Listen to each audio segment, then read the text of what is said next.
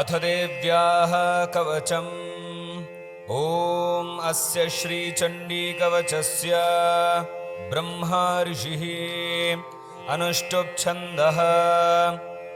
चामुण्डा देवता अङ्गन्यासूक्तमातरो बीजम्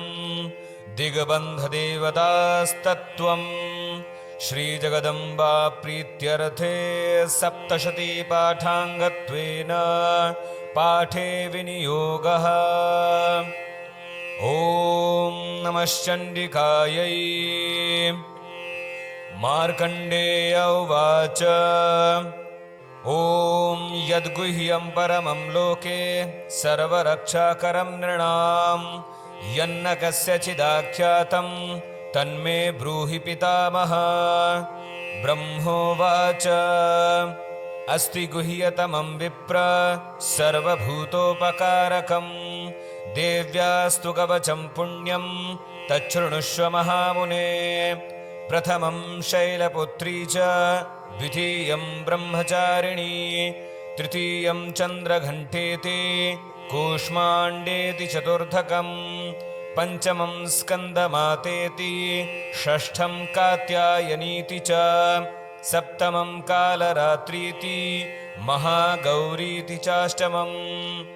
नवमं सिद्धिदात्री च नवदुर्गा प्रकीर्तिता। उक्तान्येतानि नामानि ब्रह्मणैव महात्मना। अग्निना दह्यमानस्तु शत्रुमध्ये गतोरणे विषमे दुर्गमे चैव भयार्ताः शरणं गता न तेषां जायते किञ्चित् अशुभं रणसङ्कटे नापदं तस्य पश्यामि शोकदुःखभयं न हि। यस्तु भक्त्या स्मृता नूनं तेषां वृद्धि प्रजायते ये त्वां स्मरन्ति देवेशे रक्षसे तान्न संशयः। प्रेतसंस्था तु चामुण्डा वाराही महिषासना ऐन्द्री गजसमारूढा वैष्णवी गरुडासना माहेश्वरी वृषारूढा कौमारी शिखिवाहना लक्ष्मी पद्मासना देवी पद्महस्ता हरिप्रिया श्वेतरूपधरा देवी ईश्वरी वृषवाहना ब्राह्मी हंससमारूढा सर्वाभरणभूषिता इत्येता मातरः सर्वाः सर्वयोगसमन्विताः नानाभरणशोभाढ्या नानारत्नोपशोभिताः दृश्यन्ते रथमारूढा देव्यः क्रोधसमाकुलाः शङ्खं चक्रं गदां शक्तिं हलं च मुसलायुधं खेटकं तोमरं चैव परशुं पाशमेव च कुन्तायुधं त्रिशूलं च शार्ङ्गमायुधमुत्तमं दैत्यानां देहनाशाय भक्तानामभयाय च धारयन्त्यायुधानीत्थं देवानां च हिताय वै। नमस्तेऽस्तु महारौद्रे महाघोरपराक्रमे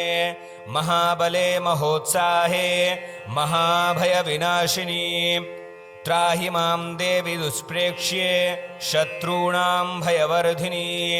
प्राच्यां रक्षतु मामैन्द्री आग्नेय्यामग्निदेवता दक्षिणेवतु वाराही नैऋत्यां खड्गधारिणी प्रतीच्यां वारुणी रक्षेत् वायव्यां मृगवाहिनी उदीच्यां पातु कौमारी ऐशान्यां शूलधारिणी ऊर्ध्वं ब्रह्माणि मे रक्षेत् अधस्ताद्वैष्णवी तथा एवं दशदिशो रक्षेत् चामुण्डा शववाहना जया मे चाग्रतः पातु विजया पातु पृष्ठतः अजिता वामपार्श्वे तु दक्षिणे चापराजिता शिखामुद्योतिनी रक्षेत् उमामूर्ध्नि व्यवस्थिता मालाधरी ललाटे च भ्रुवौ रक्षेद् यशस्विनी त्रिनेत्रा च भ्रुवोर्मध्ये यमघण्टा च नासिके शङ्खिनी चक्षुषोर्मध्ये श्रोत्रयोर्द्वारवासिनी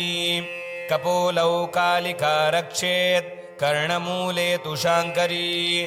नासिकायां सुगन्धा च उत्तरोष्ठे च चर्चिका अधरे चामृतकला जिह्वायां च सरस्वती दन्तान् रक्षतु कौमारी कण्ठदेशे तु चण्डिका घण्टिकां चित्रघण्टा च महामाया च तालुके कामाक्षी चिबुकं रक्षेत् वाचं मे सर्वमङ्गला ग्रीवायां भद्रकाली च पृष्ठवंशे धनुर्धरी नीलग्रीवा बहिः कण्ठे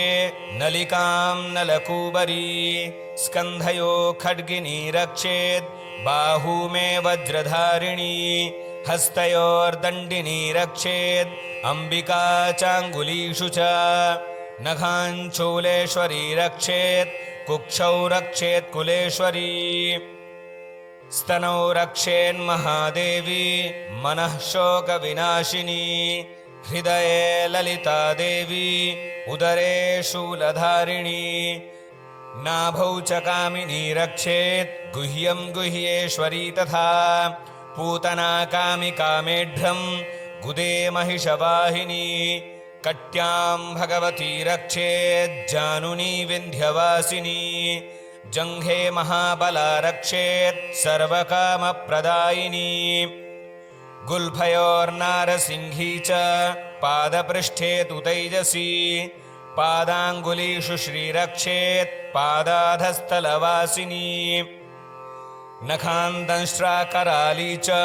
केशांश्चैवोर्ध्वकेशिनी रोमकूपेषु कौबेरी त्वचं वागीश्वरी तथा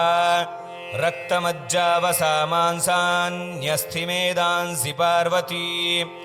अन्त्राणि कालरात्रिश्च पित्तं च मुकुटेश्वरी पद्मावती पद्मकोशे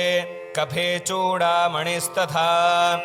ज्वालामुखी नखज्वालाम् अभेद्या सर्वसन्दिषु शुक्रं ब्रह्माणि मे रक्षेत् छायां छत्रेश्वरी तथा अहङ्कारं मनोबुद्धिं रक्षेन्मे धर्मधारिणी प्राणापानौ तथा व्यानम् उदानं च समानकम् वज्रहस्ता च मे रक्षेत् प्राणं कल्याणशोभना रसे रूपे च गन्धे च शब्दे स्पर्शे च योगिनी सत्त्वं रजस्तमश्चैव रक्षेन्नारायणी सदा आयु रक्षतु वाराही धर्मं रक्षतु वैष्णवी यशः कीर्तिं च लक्ष्मीं च धनं विद्यां च चक्रिणी गोत्रमिन्द्राणि मे रक्षेत् पशून्मे रक्ष चण्डिके पुत्रान् रक्षेन्महालक्ष्मीर्भार्यां रक्षतु भैरवी पन्थानं सुपथा रक्षेन् मार्गं क्षेमकरी तथा राजद्वारे महालक्ष्मीर्विजया सर्वतः स्थिता रक्षाहीनं तु यत्स्थानं वर्जितं कवचेन तु तत्सर्वं रक्ष मे देवी जयन्ती पापनाशिनी पदमेकं न गच्छेत्तु यदीच्छेत्सु भवात्मनः कवचेनावृतो नित्यं यत्र यत्रैव गच्छति तत्र तत्रार्थलाभश्च विजयः सार्वकामिकः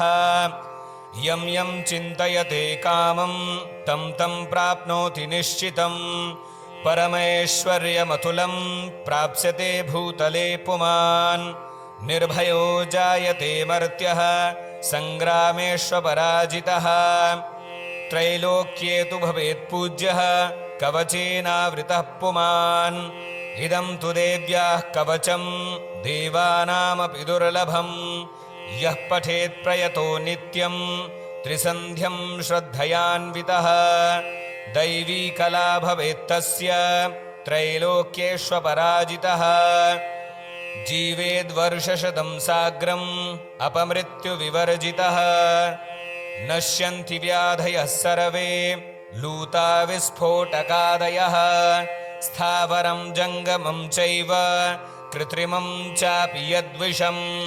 अभिचाराणि सर्वाणि मन्त्रयन्त्राणि भूतले भूचराः खेचराश्चैव जलजाश्चोपदेशिकाः सहजा कुलजा माला डाकिनी शाकिनी तथा अन्तरिक्षचरा घोरा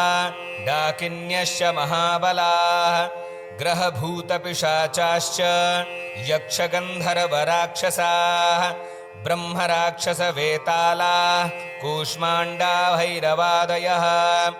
नश्यन्ति दर्शनात्तस्य कवचे हृदि संस्थिते मानोन्नतिर्भवेद्राज्यस्तेजो वृद्धिकरं परम् यशसा वर्धते सोऽपि कीर्तिमण्डितभूतले जपेत् सप्तशतीं चण्डीं कृत्वा तु कवचं पुरा यावद्भूमण्डलं धत्ते सशैलवनकाननम् तावत्तिष्ठति मेदिन्यां सन्ततिः पुत्रपौत्रिकी देहान्ते परमं स्थानं यत्सुरैरपि दुर्लभं प्राप्नोति पुरुषो नित्यं महामाया प्रसादतः लभते परमं रूपं शिवेन सह मोदते शिवेन सह मोदते